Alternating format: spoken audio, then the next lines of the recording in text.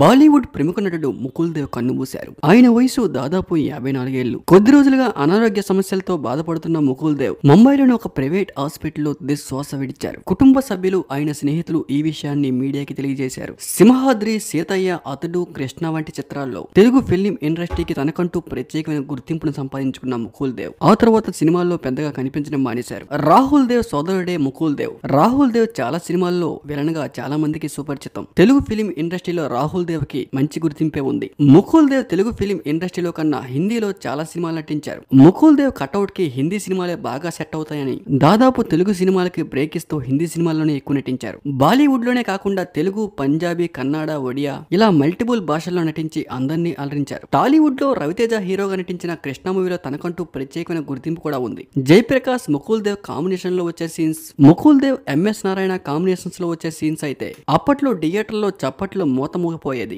Innocent విలన్గా ఆ సినిమాలో చాలా బాగా అలరించారు. ఆ తర్వాత మనీ మనీ మోర్ మనీ, నిప్పు, బాయ్ చిత్రాలు నటించినా కూడా ముకుల్ దేవ్ కి అంత పేరు రాలేదు. మొదట్లో సీరియల్ నటించిన ముకుల్ దేవ్ ఆ తర్వాత మెల్లమెల్లగా సినిమాల్లోకి ఎంట్రీ ఇచ్చినా కూడా సినిమాల్లో ఎక్కువ కాలం నటించలేకపోయారు. చివరగా ఆయన సినిమాల్లో 2022లో నటించారు. ఆ తర్వాత 3 ఏళ్ల పాటు సినిమాల్లో కనిపించలేదు. దాదాపు కొన్నాళ్లుగా అనారోగ్యంతో బాధపడుతున్న ముకుల్ దేవ్ నిన్న రాత్రి చెన్నైలోని ఒక హాస్పిటల్లో మరణించారు. సీరియల్ నటుడిగా కెరీర్ ప్రారంభించిన ఆయన బాలీవుడ్ మూవీ దస్తక్ తో వెడిదారకు పరిచయం అయ్యారు. ఆ తర్వాత తెలుగు ఫిలిం ఇండస్ట్రీలోకి ఎంట్రీ ఇచ్చిన ఆయన కృష్ణ మూవీతో తనకంటూ ప్రత్యేకమైన గుర్తింపును సంపాదించుకున్నారు.